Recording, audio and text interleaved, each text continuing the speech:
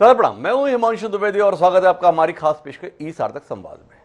ई सार्थक संवाद के तहत आज हमारे साथ में एक खास शख्सियत जुड़ने जा रही है। जब वर्ष 2014 का आम चुनाव हुआ था लोकसभा के संदर्भ में, तो इस देश को नरेंद्र मोदी के रूप में एक नया प्रधानमंत्री मिला, लेकिन साथ ही साथ लोगों ने महसूस किया कि उस चुनाव ने देश को एक नया चुनावी रणनीतिकार भी दिया था। नाम था उनका प्रशांत किशोर। 8 साल बाद जब 5 राज्यों के अभी विधानसभा चुनाव हुए, तो जिस प्रकार की चमत्कारिक सफलता 2014 में भारतीय जनता पार्टी ने नरेंद्र मोदी के नेतृत्व में हासिल की थी, कमोवेश वैसी ही सफलता इस देश के नवोदित राजनीतिक दल अर्थात आम आदमी पार्टी ने पंजाब विधानसभा चुनाव के संदर्भ में हासिल की। तमाम स्थापित पार्टियों को खारिज करते हुए जनता का जिस प्रकार का अपार जन समर्थन आम आदमी पार्टी को प्राप्त हुआ, लोग अचंभित रह गए। लोगों ने इसका श्रेय आम आदमी पार्टी की दिल्ली की सरकार के कामकाज को भी दिया, अरविंद केजरीवाल के नेतृत्व को भी दिया, भगवंत मान के चेहरे को भी दिया, पंजाब में कार्यकर्ताओं की अथक मेहनत लगातार जो बनी रही उसको भी दिया। लेकिन इन सबके बीच में आखिर में छनकर आया एक शख्स का नाम था डॉक्टर संदीप पाठक। डॉक्टर संदीप पाठक ने बतौर रणनीतिकार कमोबेश वैसी ही भूमिका निभाई जैसी एक समय में प्रशांत किशोर के संदर्भ में देश में चर्चा का विषय होती थी। आम आदमी पार्टी ने डॉक्टर संदीप पाठक के योगदान को स्वीकार भी किया, और वो स्वीकारोक्ति तब जाहिर हुई जब पंजाब के लिए राज्यसभा के लिए नामांकन की बात आई, तो उसमें एक नाम डॉक्टर संदीप पाठक का भी था। तो आज हम डॉक्टर संदीप पाठक से जुड़ने जा रहे हैं।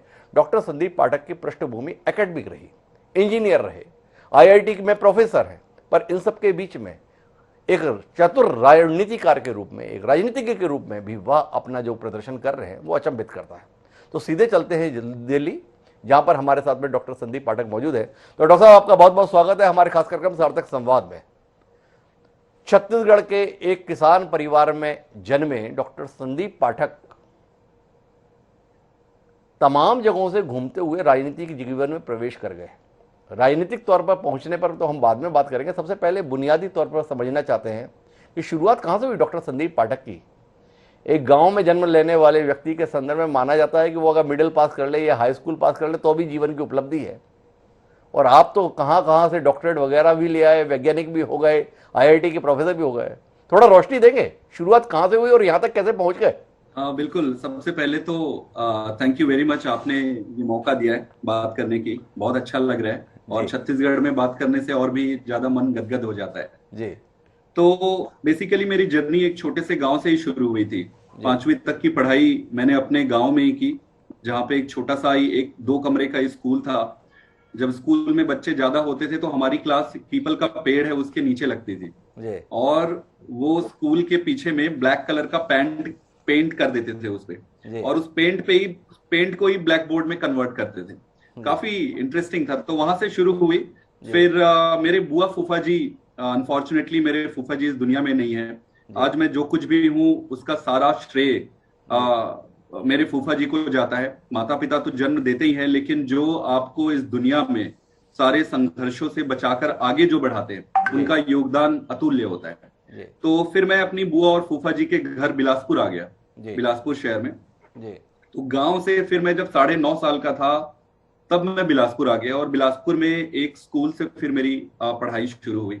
पढ़ाई करते हुए चलते हुए ये क्लियर था मेरे माइंड में बचपन से ही कि मुझे पब्लिक सर्विस करना है। अभी ये क्लैरिटी नहीं थी कि पब्लिक सर्विस करना कैसे है, किस माध्यम से करना है, क्योंकि मैंने खुद अपने जीवन में हर चीज के लिए संघर्ष किया है।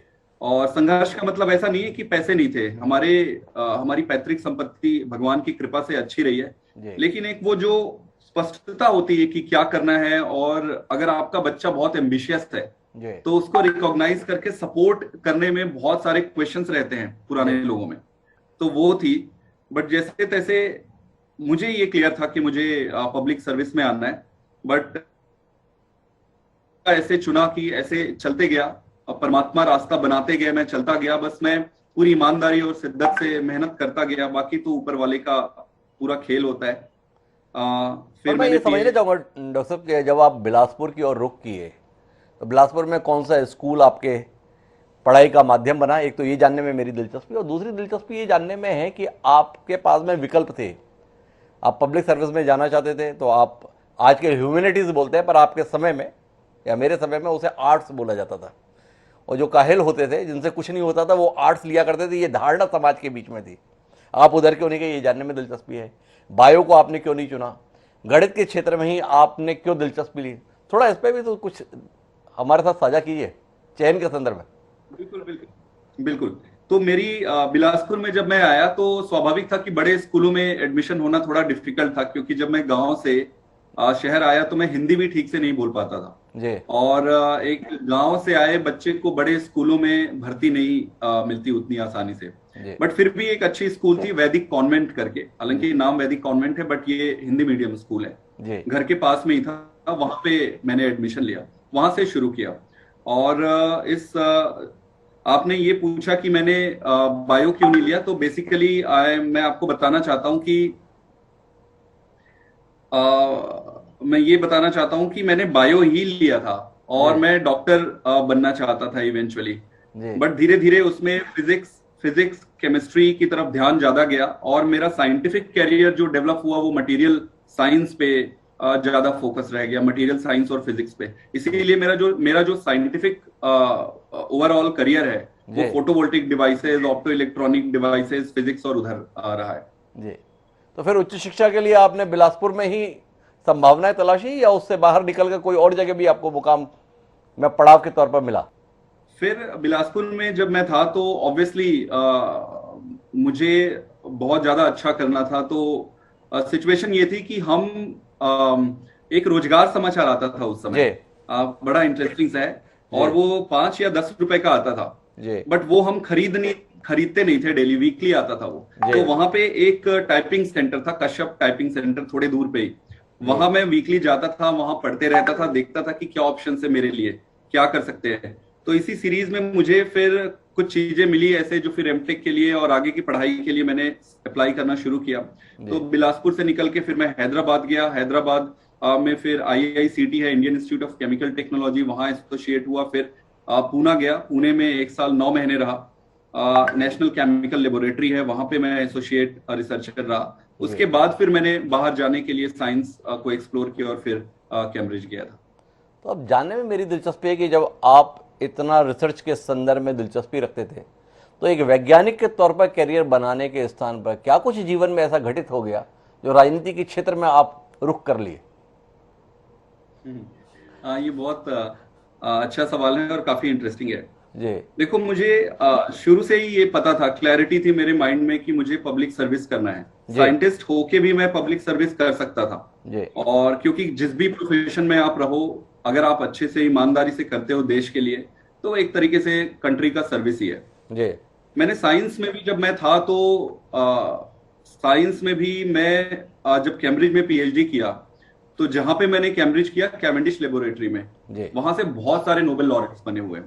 जी और professor Richard friend, professor David Caudwell, इनके साथ काम किया सुपर कंडक्टिविटी में। फिर जब मैं ऑक्सफोर्ड गया तो प्रोफेसर हेनरी स्नेथ है, आज वो पूरी दुनिया में पेरोस्काइट जो एडवांस्ड मटेरियल है, पेरोस्काइट कहते हैं, पेरोस्काइट सोलर सेल में सबसे टॉप रैंक के हैं। मैं उनके साथ काम किया हूं और जो पेरोस्काइट का जो डेवलपमेंट हुआ उसमें मेरा डायरेक्ट और इमीडिएट कॉन्ट्रीब्यूशन था। उसके बाद फिर जब मैं MIT गया, MIT पढ़ने US गया, आई मीन एसोसिएट रिसर्चर था, साइंटिस्ट था वहां पे। जी तो व्लादिमीर बुलोविक है, प्रोफेसर व्लादिमीर बुलोविक, जी वो प्रेसिडेंशियल अवार्डी और वो भी बहुत बड़े साइंटिस्ट हैं। तो मेरा साइंटिफिक कैरियर बहुत ही अच्छा रहा है। जी और मेरे अगर रिसर्च पब्लिकेशन आप देखेंगे तो काफी अच्छा रहा है, बिकॉज द बेसिक आइडिया मेरे लाइफ में ही रहा है कि मैं बहुत मेहनत करने पे बिलीव करता हूँ और बड़ा साधारण सा व्यक्ति हूँ, बट मेहनत पे भरोसा करता हूँ। जी पर ये मेरे दिमाग पे था कि मुझे डायरेक्टली कंट्रीब्यूट करना है। बेसिकली पॉलिसी मेकिंग ही एकमात्र ऐसा जरिया है जिसके थ्रू आप डायरेक्ट कंट्रीब्यूट कर सकते हैं कंट्री के ग्रोथ पे। और इसीलिए मैंने फिर सोचा कि इस फील्ड पे मुझे आना है। लेकिन जो लोग भारत के युवाओं के संदर्भ में बात करें, तो भारत में रहते हुए भी युवाओं का सपना रहता है कि कोई चांस मिले, कोई मौका मिले तो विदेश के लिए निकल जाए। और आप विदेश में गए और विदेश में ऐसे शैक्षणिक संस्थानों से जुड़े जिनमें दाखिल होना भी एक सपना रहता है और जिंदगी गुजर जाती है, लोग देख भी नहीं पाते, वहां पे पढ़ना तो दूर की बात है, पर वहां पर आपको पढ़ने का और काम करने का भी मौका मिला। फिर भी आपने वहां बसने का इरादा नहीं किया। क्या था ऐसा वहां पर जो आपको भाया नहीं, और यहां पर ऐसा क्या था जो आपको यहां वापस ले आया? बिल्कुल इंटरेस्टिंग है। कभी कभी मुझे खुद भी बिलीव नहीं होता है कि ये क्या सब कुछ हो रहा है पूरी जिंदगी में। जी बट जिस दिन मैं पहली बार फ्लाइट में बैठा, और जी मैं आपको बताना चाहूंगा, जब मैं इंग्लैंड गया तो वो पहली बार था जब मैं फ्लाइट पे बैठा था। जी तो फ्लाइट में जब मैं उड़ रहा था तो मेरे दिमाग पे कई सारी चीजें चल रही थी। जी जब चीजें मेरी चल, मुझे ये नहीं पता था कि सीट सीट बेल्ट कैसे लगाते हैं। जी मैंने अगल बगल देखा, यार ये सीट बेल्ट कैसे लगा रहे हैं। फिर ऑब्वियसली एक दो घंटे में आपको समझ आ गया, अगर आप ऑब्जर्वेशन आपका स्ट्रांग है जी तो आप सारी चीजें समझ जाते हैं कि ये क्या है कैसे। चलते चलते मेरे दिमाग पे ये क्लियर था कि मुझे कंट्री वापस आना है, जी मेरे गांव के लिए, मेरे देश के लिए, छत्तीसगढ़ के लिए, जिस जहां पे मैं पैदा हुआ हूं, और पूरे मेरे भारत देश के लिए जी मुझे डायरेक्ट कंट्रीब्यूट करना है और मुझे वापस आना है। जी और बड़ा इंटरेस्टिंग है कि जब मैं पहले दिन अपने लैब में गया तो वहां एक दो इंडियन दोस्त मिले। जी तो वो सारे बताने लगे, वो वहीं बस गए थे।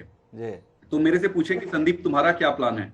मैं बोला मैं तो वापस जाऊंगा। तो वो काफी हंसे और बोले जो नया नया आता है ना, जी उनको पहले दिन वो ऐसे ही बोलते हैं जी कि मैं घर जाऊंगा।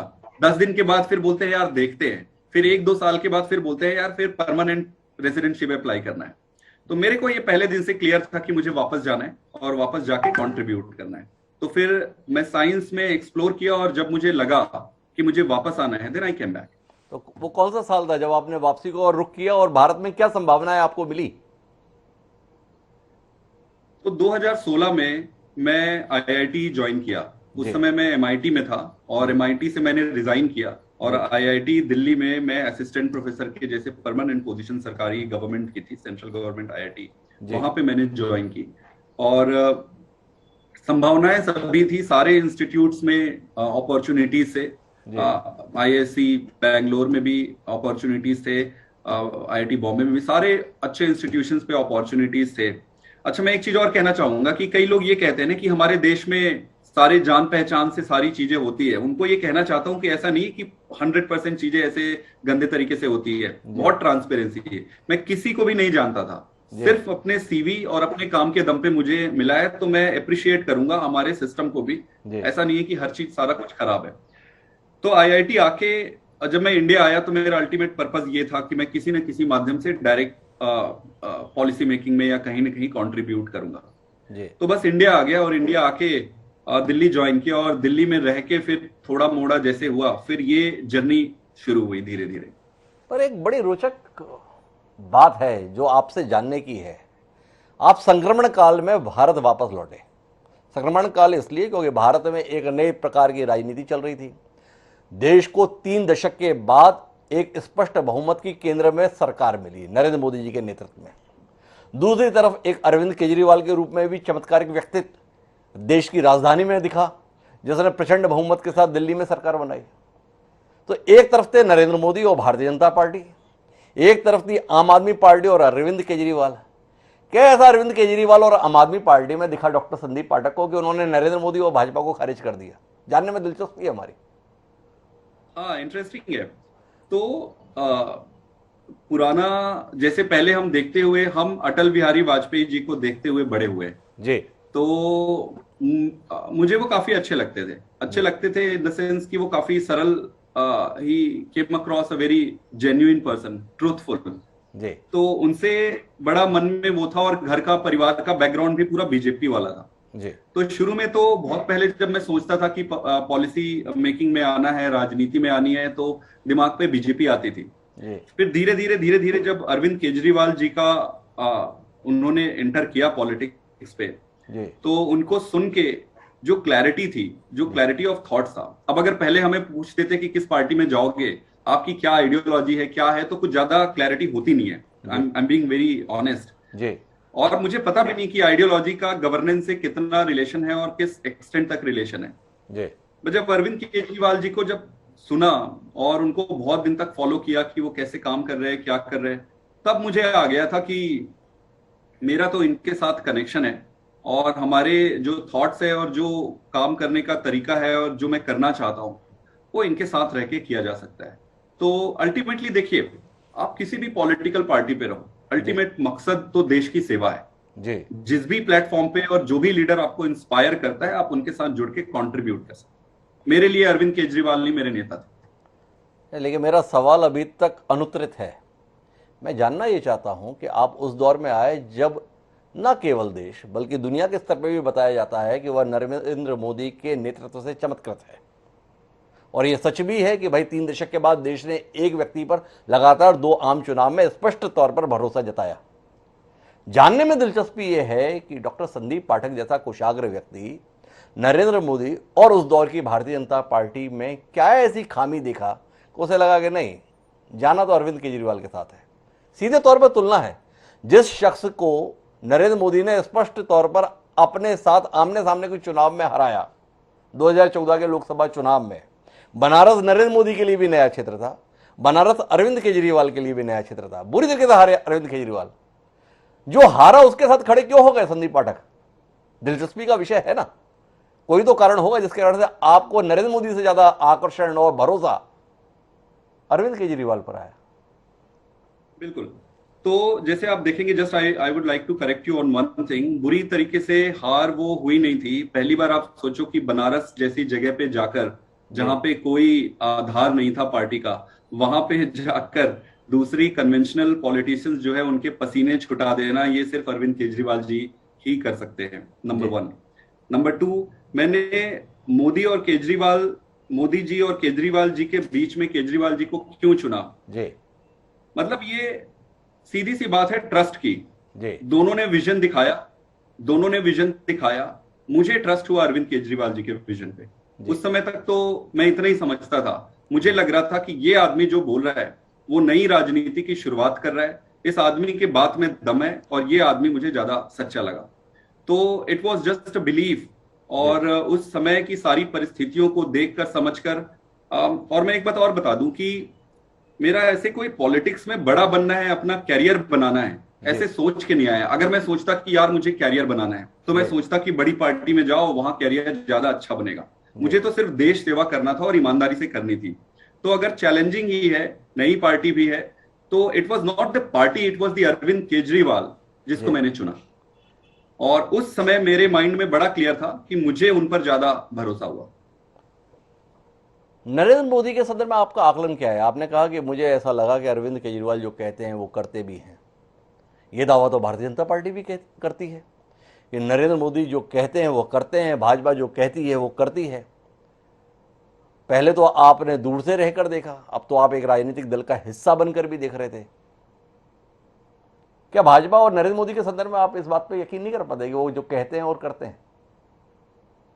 बड़ा आसान है इसका उत्तर निकालना, अगर आपका माइंड साइंटिफिक है और अगर आप बहुत अवेयर हैं, तो इसमें आइडियोलॉजी या किसी भी तरीके की बात ही नहीं। बड़ा सिंपल है।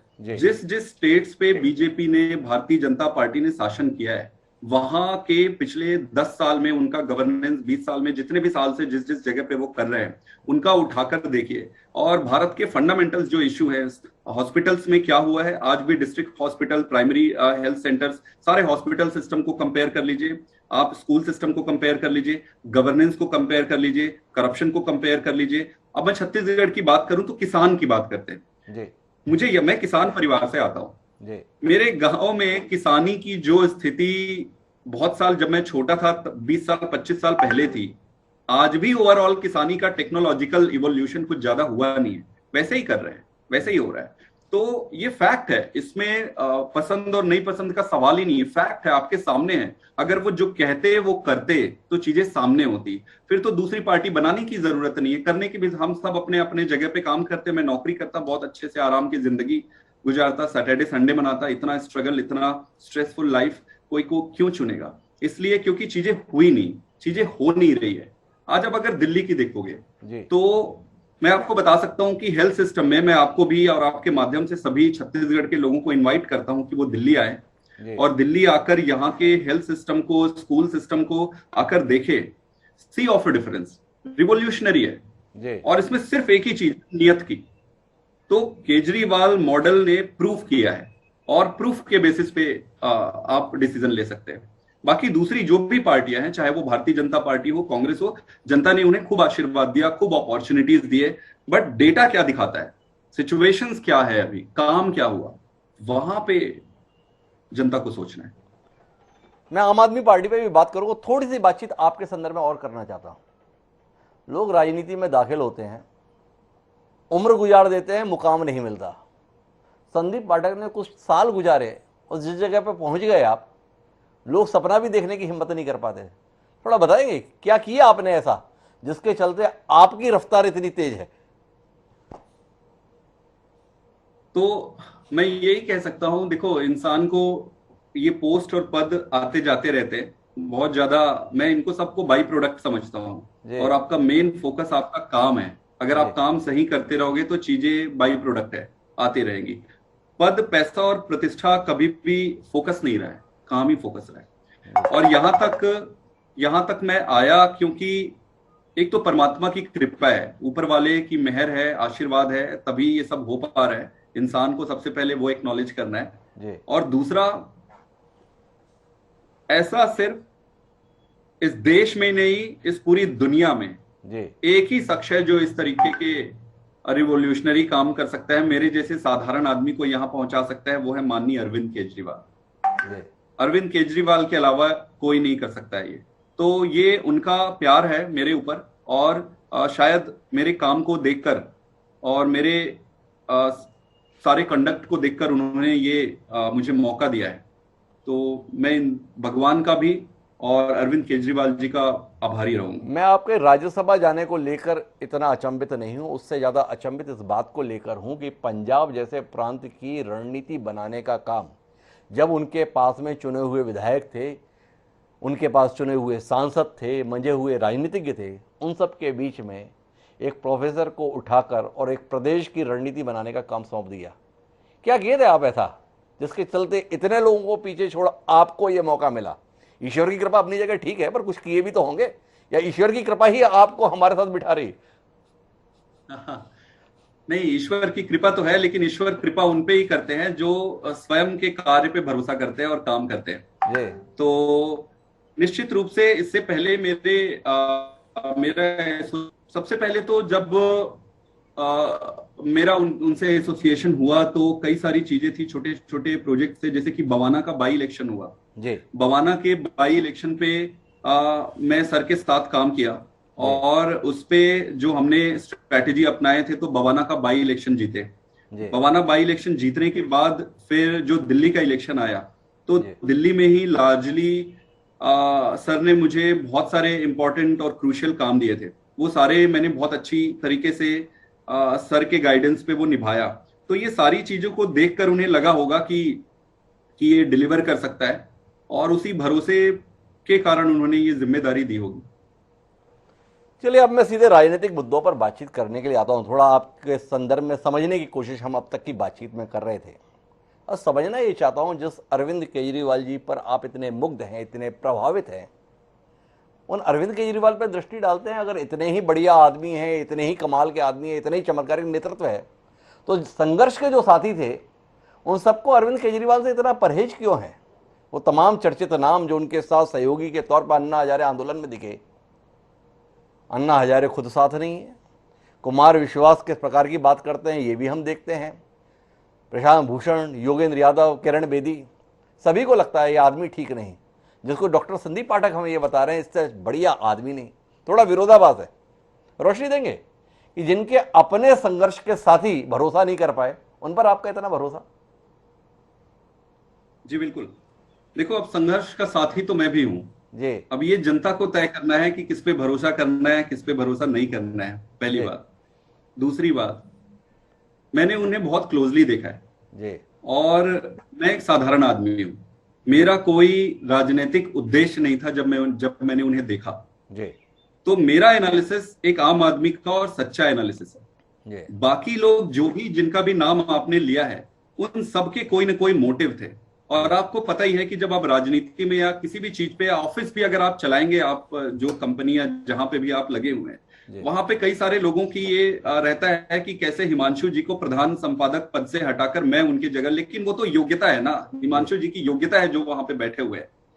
तो मैं उनपे बहुत ज्यादा कमेंट नहीं करूंगा। मेरा पर्सनल एक्सपीरियंस है, जो मैंने देखा है, जिस तरीके से अरविंद केजरीवाल जी संघर्ष के दिन, कहना ठीक नहीं होगा, संघर्ष आज भी है, हर दिन का उनका संघर्ष है। 24 घंटे काम करते हैं, इतनी ईमानदारी से करते हैं कि मतलब कई बार बिलीव नहीं होता है कि क्या ये संभव है।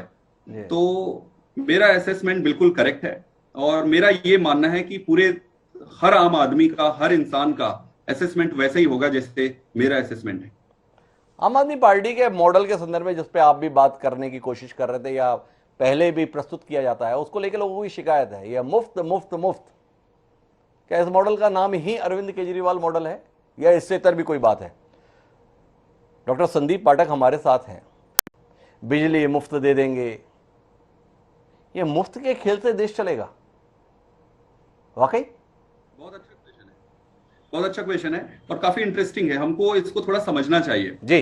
देखो, जो इकोनॉमिक्स होता है, इकोनॉमिक्स में अल्टीमेट गोल क्या होता है, अल्टीमेट आउटपुट क्या है? जैसे आप एक देश चला रहे हैं या फिर एक राज्य चला रहे हैं, आपका अल्टीमेट आउटपुट क्या है? आउटपुट ये है कि आप खूब सारा पैसा बचाएं और उस पैसे को जनता के वेलफेयर पे आप लगाएं, ताकि जनता खुश रहे, उसका जीवन आसान हो। तो ये एक इकोनॉमिक्स का बेसिक कॉन्सेप्ट है। जिस तरीके से बजट को, बजटरी एलोकेशंस को आप ऐसे करो ताकि उसमें आपको बेनिफिट्स हो और बेनिफिट्स को जनता में आप इक्वली डिस्ट्रीब्यूट करो जरूरत के हिसाब से। अब मैं इसको ज्यादा एलेबोरेट करूं इससे पहले आपको दो तीन एग्जांपल देता हूं। जरूर। मैं इंग्लैंड में था लगभग 9 साल इंग्लैंड में था। वहां पे NHS है, नेशनल हेल्थ सर्विसेज है, उसके प्राइमरी हेल्थ सेंटर होते हैं और फिर उनके बड़े हॉस्पिटल्स होते हैं। वहां पे किसी को भी हेल्थ के लिए 1 रुपए भी देना नहीं पड़ता है, इट्स ऑल फ्री। मैं इंग्लैंड की बात कर रहा हूं, और ट्रीटमेंट, मेडिकल फैसिलिटीज इतने टॉप क्लास हैं कि यू वुडंट बिलीव, हमारे यहाँ के प्राइवेट हॉस्पिटल्स भी उसको मैच नहीं कर सकते। तो फिर या तो फिर इंग्लैंड ही गलत कर रहा है, नंबर 1। दूसरा, आप स्कैंडिनेवियन कंट्रीज पे चले जाइए, आप जैसे स्विट्जरलैंड चले जाइए, आप स्वीडन चले जाइए।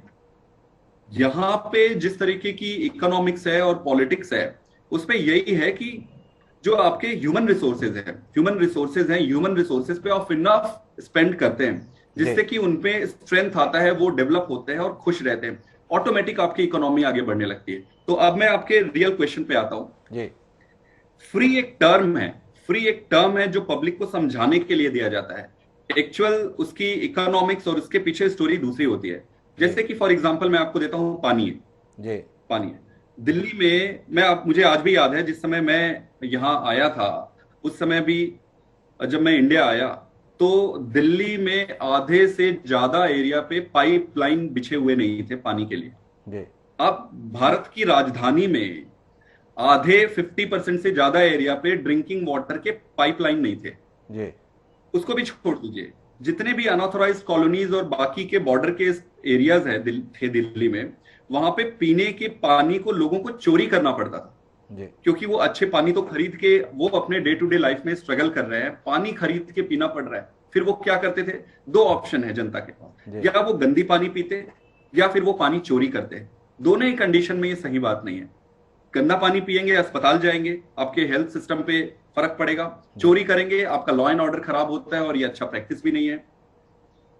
अब बिजली का ले लीजिए, बिजली के बिल से सारा दिल्ली इतना परेशान था। एक गरीब आदमी है, एक ऑर्डिनरी वर्किंग आदमी है, 10,000 रुपए कमाता है। 10,000 रुपए कमाने वाला आदमी अगर 5,000 और 6,000 2 बल्ब के बिजली के बिल अगर देगा, तो वो खाएगा क्या, बच्चों को पढ़ाएगा क्या? वो उसकी तो जिंदगी पूरी नर्क हो गई फिर। तो आप समझो इस बात, आप अगर पानी दे रहे हो, आप अगर बिजली दे रहे हो, तो ये कोई फ्री नहीं है, ये उसका राइट है। देश में कुछ फंडामेंटल राइट्स होते हैं, जैसे कि हवा हमारा अधिकार है। ये सारी चीजें पानी देकर, बिजली देकर, एक तो जनता के जीवन को आसानी भी मिली है और रेवेन्यू जनरेशन में काफी बेनिफिट हुआ है। इसका एग्जांपल है, आप देख सकते हो, दिल्ली का बजट बहुत कम होता था पहले, आज मल्टीपल टाइम्स हायर है than it used to be before. I think it's a part of आपका इकोनॉमिक प्रैक्टिस है जो आपको ऊपर लेके जा रहा है। और वैसे भी राजनीति आप जनता की भलाई के लिए करने आए हैं, प्राइमरी फोकस वही है। हम हर जगह हर उस चीज को फ्री देंगे जो जनता के लिए जरूरी है, और हम पैसे भी खूब बचाएंगे। एक सवाल और है डॉक्टर संदीप जी, इस देश में तमाम राजनीतिक दल हैं जिनकी 1-2 सीटें भी पूरे देश में आती हैं, पर उनको फिर भी स्थान और सम्मान मिलता है प्रतिद्वंदी राजनीतिक दलों के स्तर पर। क्या आपने महसूस किया है कि 10 साल कि अवधि गुजर जाने के बाद भी इस देश के अन्य राजनीतिक दल आम आदमी पार्टी को स्वीकार नहीं कर पा रहे हैं। क्या आपके तौर तरीकों में खामी है जिसके चलते अभी भी जो परंपरागत राजनीतिक दल हैं वो आपको सम्मान और स्थान देने में परहेज करते हैं? दिखता है साफ, आपकी कोई भी सफलता सराही नहीं जाती, सवालों के घेरे में रहती है। पंजाब में प्रचंड बहुमत से सरकार बनना जनता की अभिव्यक्ति नहीं मानी जा रही है, बल्कि देश की सुरक्षा के संदर्भ में एक बड़ा संकट है, ऐसा प्रश्न खड़ा करने की कोशिश है। क्या कुछ आपके तौर तरीकों में ऐसा है जिसके चलते विश्वास नहीं बन रहा है इन लोगों का? देखिए, ये बड़ा सिंपल है जी। इसमें कोई रॉकेट साइंस नहीं है समझने के लिए। डर रहे हैं ये लोग। इनको पता है कि अब हम दूसरे स्टेट्स पे आ रहे हैं, और जैसे ही हम अनाउंस करते हैं कि दूसरे स्टेट्स में आ रहे हैं, इनका दिल धक धक धक ये करने लगता है कि अब हो गया, केजरीवाल अब यहाँ आ रहा है। तो ये एक्सेप्ट नहीं करेंगे क्योंकि ये चाहते नहीं कि अगर हम केजरीवाल का नाम एक्नॉलेज कर दिए, एक्सेप्ट कर दिए, तो वो बड़ा बन जाएगा। बट केजरीवाल को इनके एक्सेप्टेंस की और इसकी जरूरत नहीं है बड़ा बनने के लिए, वो तो जनता बड़ा बनाती है और हमें कोई फर्क नहीं पड़ता। हम एक मिशन पे हैं और we are in a rush, we are in a hurry, देश के लिए अच्छा काम करने के लिए। बाकी ये इज्जत दे ना दे उससे कोई फर्क नहीं पड़ता। पर एक बात और समझने की है, 2017 में भी इन राज्यों में विधानसभा चुनाव हुए थे। आम आदमी पार्टी ने गोवा में भी बड़ी गंभीरता से 2017 में चुनाव लड़ा था, उत्तराखंड में भी लड़ा था, पंजाब में भी लड़ा था। 2022 तक 5 साल तक गोवा में भी मेहनत की, उत्तराखंड में भी मेहनत की, पंजाब में भी मेहनत की। पंजाब में चमत्कारिक सफलता मिली, गोवा और उत्तराखंड में भी उम्मीद तो आपको बहुत थी। ये सवाल इसलिए जायज है कि आपने दोनों जगह केवल प्रत्याशी घोषित नहीं किए थे, मुख्यमंत्री पद का चेहरा भी घोषित किया था। हालत ये रही, आपने कहा कि बनारस में बुरी तरह नहीं हारे थे, पर उत्तराखंड में तो मानेंगे हारे नहीं, बुरी तरह हारे, एक भी सीट नहीं आई जहां आप सीएम कैंडिडेट घोषित किए थे। गोवा में सीएम कैंडिडेट घोषित किए थे, 2 सीटें आई हैं, 3 सीटें आई हैं। तो संदीप जी, जानना ये चाहता हूं आपसे, कहां चूक गए उत्तराखंड और गोवा के संदर्भ में? मेहनत तो तीनों राज्यों में हुई, या पंजाब में बाकी राजनीतिक दलों ने अपने आप को इतना खारिज करा लिया था कि जनता ने मजबूरी में आपको चुन लिया, वहां पर अभी उम्मीदें इतनी टूटी नहीं? बिल्कुल सही है। इस पे कोई देखो, हम लोग बड़े सीधे साधे और स्ट्रेट फॉरवर्ड राजनीति करते हैं। इसमें मुझे कोई परहेज नहीं है कहने में कि हम उत्तराखंड और गोवा में हार गए। हम हार गए। हम अभी उसको एनालाइज करेंगे कि हमारे स्ट्रेटजी में कहां पे खामी रह गई, क्योंकि उत्तराखंड में बदलाव के लिए आज भी जनता रेडी है। गोवा में भी वही सिचुएशन है, गोवा में यही सिचुएशन है। हमने क्या स्ट्रेटजी अपनाए, हमने कैसे काम एग्जीक्यूट किए, वो सारी चीजों को देखना पड़ेगा। जो हम we are in a process कि हम 2 जगहों पे कैसे रह गए, और यहाँ पे हमारा अगर पंजाब में सक्सेस आया तो वी विल एनालाइज है। बट मैं पुराने कन्वेंशनल पॉलिटिशियन के जैसे रैंडम उत्तर नहीं दूंगा कि नहीं हम जीत गए, हम हार गए। पर मैं आपको यकीन दिलाता हूं कि बहुत जल्दी हम जीत जाएंगे। वो जब अगला समय आएगा आप देखेंगे, हम एनालाइज करेंगे, will find out the mistakes और deficiencies wherever we find, and then will eradicate them, we will win. लेकिन मेरे सवाल के साथ में पंजाब को लेकर भी एक सवाल था। पंजाब में आप जीते क्यों? बाकी राजनीतिक दलों से इतने आजिज आ गए थे लोग, इसलिए आपको चुन लिया, या आपने उम्मीद इतनी जगा दी थी इसलिए आपको चुन लिया? दूसरों के खारिज होने के कारण से जीते हैं या अपने कारण से जीते हैं?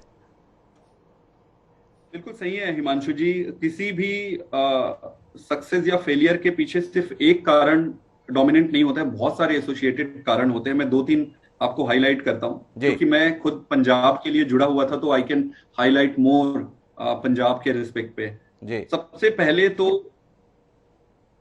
कांग्रेस ने और अकाली भाजपा की जो गठजोड़ थी, ये दोनों गुटों ने पंजाब को खूब लूटा है इतने सालों में। वो इतनी फर्टाइल लैंड है, इतना कुछ है पंजाब में, लूट लिया है पूरे पंजाब। पूरी जनता त्रस्त थी। मतलब जो अकाली दल के भी जो लोग थे वो ये मान रहे थे कि यार अकाली बीजेपी ने मिलकर लूट लिया। फिर जब कांग्रेस को मौका मिला तो कैप्टन साहब ने और चन्नी साहब ने, जो भी आए, इन्होंने लूट लिया। तो पहला तो ये था कि जनता इन दोनों को भगाना चाहती थी, पहला। दूसरा, अब उनके सामने प्रश्न ये था कि भाई फिर किसको दें, जी तो पंजाब से जुड़ा हुआ दिल्ली है। जी पंजाब के लोग दिल्ली आते जाते हैं, उनका डायरेक्ट कांटेक्ट है दिल्ली से। उन्होंने दिल्ली में जो केजरीवाल जी ने काम किया है, स्कूल में हो, अस्पताल में हो, गवर्नेंस में हो, करप्शन, एंटी करप्शन लाने में हो, सारी चीजों पे उनका फर्स्ट हैंड एक्सपीरियंस था। जी और उन्होंने एक्सेप्ट कर लिया था कि उनको पता चल गया था कि भाई केजरीवाल जो कहता है वो करता है। तो उनके लिए जब आम आदमी पार्टी पंजाब में आई, तो उनके लिए बहुत डिफिकल्ट नहीं था डिसीजन लेने में, क्योंकि वो देखे हुए थे, वो एक्सपीरियंस किए हुए थे। तो जी दूसरा कारण था केजरीवाल मॉडल ऑफ गवर्नेंस इन दिल्ली। तीसरा जो कारण था, हमारे जो कैंपेन्स के स्ट्रेटजीज थे, हमने कैंपेन्स वही रन किए जो पब्लिक चाहती थी कि ये चीजें हो जो चाहती थी, वो हमने रन किया। कैंपेन के एग्जीक्यूशन में भी बहुत इंपॉर्टेंस होता है कि आप कैंपेन को जस्ट कागज में ही कैंपेन एग्जीक्यूट करते हो या पूरी ईमानदारी से एक एक घर घर तक पहुंचते हो। तो कैंपेन का एग्जीक्यूशन, और सबसे इंपॉर्टेंट चीज इस पूरी जीत में जो हम मिस कर रहे हैं, संदीप पाठक का नाम बार बार आ जा रहा है सामने, क्योंकि मतलब ठीक है, मैं खुश होता हूं, लेकिन क्रेडिट जाता है संगठन को। जी संगठन जो हमने डिस्ट्रिक्ट लेवल पे बनाए, फिर विधानसभा लेवल पे बनाए, फिर हमने ब्लॉक बनाए, फिर हमने पिंड कमिटीज, पंजाब में गांव को पिंड कहते हैं, जी पिंड कमिटीज बनाए। पिंड कमिटीज के बाद जो हमने बूथ कमिटीज बनाए, 3 लाख से ज्यादा वॉलेंटियर पूरे एक्सरसाइज में जुड़े थे। और इसको इतने क्लिनिकल प्रिसीजन से किए, टेक्नोलॉजी के द्वारा और पब्लिक को कनेक्ट करके इतने प्रिसीजन से किए कि सारा हमारा कैंपेन एग्जीक्यूट भी हुआ। और ये जो अकाली दल और कांग्रेस ने पिंडों में अपने नेताओं के द्वारा जो कब्जा करते थे ये बूथों पे, इनके सारे नेक्सस को हमने तोड़ दिया। तो ये, और obviously last but not the least, जी कांग्रेस आपस में ही लड़ रही थी। एक तरफ सिद्धू जी लड़ रहे थे, फिर चन्नी जी थे, फिर कांग्रेस के हाईकमांड, इनके जो सोनिया गांधी जी है, राहुल गांधी जी है, इनको खुद ही आइडिया नहीं था कि करना क्या है। तो इनका भी काफी योगदान रहा है, मैं मानूंगा इस बात के। तो आप धन्यवाद देना चाहेंगे चन्नी जी को, सिद्धू जी को, राहुल जी को? ये बड़ी मेहनत की उन्होंने आपको यहां तक लाने में। बिल्कुल, ये इनका कंट्रीब्यूशन है देश को बनाने में। जी, तो इनका कंट्रीब्यूशन है। एक बात जो आपसे समझना चाहता हूं वो ये है कि नरेंद्र मोदी जी का कहा हुआ आम आदमी पार्टी इतनी गंभीरता से क्यों ले रही है? सवाल यह है कि नरेंद्र मोदी जी ने सपना दिखाया कांग्रेस मुक्त भारत का, ऐसा लगा कि आपने कुछ ज़्यादा संजीदगी से ले लिया। दिल्ली के संदर्भ में भी ऐसा किया, अब पंजाब के संदर्भ में भी किया। क्या वाकई अरविंद केजरीवाल के रोल मॉडल नरेंद्र मोदी हो गए हैं, जिन्होंने चाहा है कि नरेंद्र मोदी जी जो सपना देखते हैं हम पूरा करें? देखो, सपना तो एक ही है कि देश को अच्छा करना है, अच्छा गवर्नेंस लाना है। बाकी किसी पॉलिटिकल पार्टी को खत्म करना या किसी को खत्म करना, ये अच्छी बात नहीं है। और ये डेमोक्रेसी में इस तरीके की धारणा रखना भी ठीक नहीं है, and I don't believe in that. हमें तो अच्छा काम करना है, सरकार बनाना है, और जो भी पॉलिटिकल पार्टी सामने आएगी हम उससे लड़ेंगे दिल जान से। अभी जब पार्टी गुजरात में लड़ेगी तो हमारे सामने बीजेपी है जी प्रमुख, तो उनको भी हराएंगे, वहां पे लड़ेंगे। बाकी तो ऊपर वाले के हाथ पे जो भी है, जो होगा। लेकिन सो हमारा इंटरेस्ट, हमारा फोकस, हमारे पास टाइम कम है जिंदगी में, हम ये उलझुल बातों में फंसना नहीं चाहते। हमारा फोकस है, हमें गवर्नेंस ठीक करना है, देश को आगे बढ़ाना है। आपने गुजरात का जिक्र किया आने वाले चुनाव के संदर्भ में। अपनी मोहब्बत बातचीत में आप छत्तीसगढ़ के संदर्भ में जाहिर कर रहे थे, पर चुना आपने गुजरात को। छत्तीसगढ़ से डॉक्टर संदीप पाठक को परहेज क्यों है? या छत्तीसगढ़ में अभी संभावना नहीं दिखती आम आदमी पार्टी की, इसलिए आपने गुजरात पे ही फोकस करने की बात कही? चुनाव तो यहां भी होने जा रहा है। नहीं, बिल्कुल ठीक है। ये हमारे नेता और हमारी पार्टी डिसाइड करती है कि कौन कहाँ जाकर काम करेंगे, जी और प्रायोरिटीज होते हैं, स्ट्रैटेजीज होते हैं। हमारे बड़े नेता दिल्ली के हमारे मंत्री माननीय श्री गोपाल राय जी, और यहाँ के हमारे अध्यक्ष भी हैं दिल्ली के, वो प्रभारी हैं अभी, और छत्तीसगढ़ में वो काम कर रहे हैं। और तो हर व्यक्ति को अलग अलग जिम्मेदारी मिलती है। तो मेरे से भी बहुत अच्छे अच्छे लोग हैं जिनको बड़ी बड़ी जिम्मेदारियां मिली हुई है। एक बात जो आपसे समझने की है, आपने राजनीतिक दलों के द्वारा सम्मान ना मिलने पर अभी बातचीत में ये कहा कि इसकी हमें परवाह नहीं है, पर जनता के स्तर पर परवाह है कि नहीं है? आपसे जानने में दिलचस्पी ये है कि दिल्ली शहर के संदर्भ में, दिल्ली राज्य के संदर्भ में जनता का समर्थन की बातें आपको मिल जाता है, पर जब देश के संदर्भ में बात आती है तो जनता आप पे भरोसा नहीं करती। जिस दिल्ली में अपने काम को लेकर आप इतने मुग्ध हैं, इतनी प्रशंसा कर रहे हैं, जिस नेतृत्व के आप इतने कायल हैं, पर जब लोकसभा चुनाव आते हैं यही दिल्ली आपको सिरे से खारिज कर देती है। एक सीट जीत पाने में आप नाकाम रहते हैं, जिस विधानसभा में 90% सीटें आप जीतते हैं। कहां चूक रहे हैं आप, जिसके चलते जब देश सौंपने की बात है तो बाकी हिस्से को तो छोड़िए, जिस दिल्ली में राज है आपका वहां पर भी भरोसा नहीं जीत पाते। मैं सहमत हूं आपकी बात से। आपको ये बताना चाहूंगा कि जनता बहुत बुद्धिमान है। जी जनता को अगर ऑल्टरनेट आप सही तरीके से नहीं दोगे, उसको लगता है कि अगर उसको ये लगेगी कि आम आदमी पार्टी आज सरकार बनाने की स्थिति में नहीं है और केंद्र में पूरे देश में जीतने की स्थिति में नहीं है, तो वो फिर बहुत ज्यादा इंटरेस्ट लेती नहीं है। फिर वो उनको इंटरेस्ट लेती है कि जो सरकार बनाए या देश में जो सामने आ सकते हैं। ये बड़ा सिंपल लॉजिक है। जहां जहां उनको लग रहा है कि यहाँ पे आम आदमी पार्टी कर सकती है, वहां वहां आम आदमी पार्टी को वोट दे रही है। उनको लगता है कि अभी ये नेशनल स्टेज के लिए रेडी नहीं है या पूरे देश में हम उतनी सीरियसली लड़े भी नहीं। आप अगर सिर्फ दिल्ली में चुनाव लड़ेंगे और बाकी देश की दूसरी जगह अगर हम चुनाव नहीं लड़ रहे हैं, तो उनको पता है कि भाई ये सिलेक्टिव और थोड़ी जगह पे लड़ रहे हैं। तो ये पब्लिक अपने टाइम टू टाइम स्ट्रैटेजिकली सोचती है और अब पब्लिक बहुत जागरूक है। तो जिस दिन हम पूरे देश में एक साथ चुनाव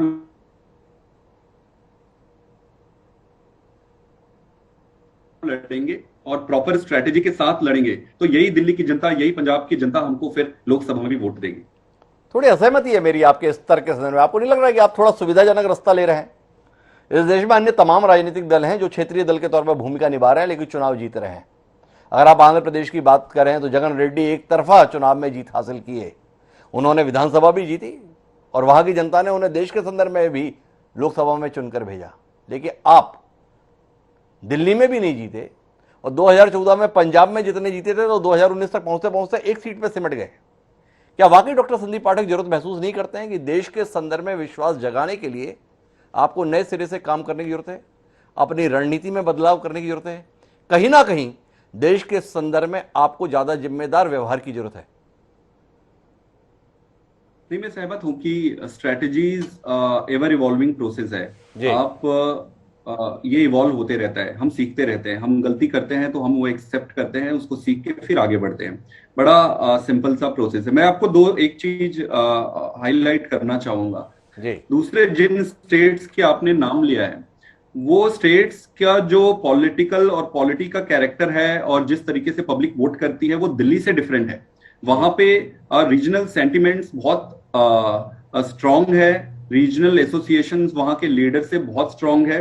दिल्ली कॉस्मोपॉलिटियन है, यहाँ पे सभी तरह के लोग रहते हैं, तो यहाँ का जो वोट करने का पैटर्न है वो टोटली डिफरेंट है। ये तो एक बात है। लेकिन मैं हाईलाइट ये भी करना चाहूंगा कि कोई हम कन्वीनियंट रास्ता अपना के बचने की कोई सवाल ही पैदा नहीं होता है। जहां गलती की है we will accept and correct it. आपका बात बिल्कुल सही है कि स्ट्रैटेजीज अब इवॉल्व करेंगे नेशनल लेवल पे आने के लिए, बट सही समय पर नेशनल लेवल पे जब आएंगे स्ट्रैटेजीज उस हिसाब से बनाएंगे और जनता के सामने फिर पूरी ताकत से आएंगे।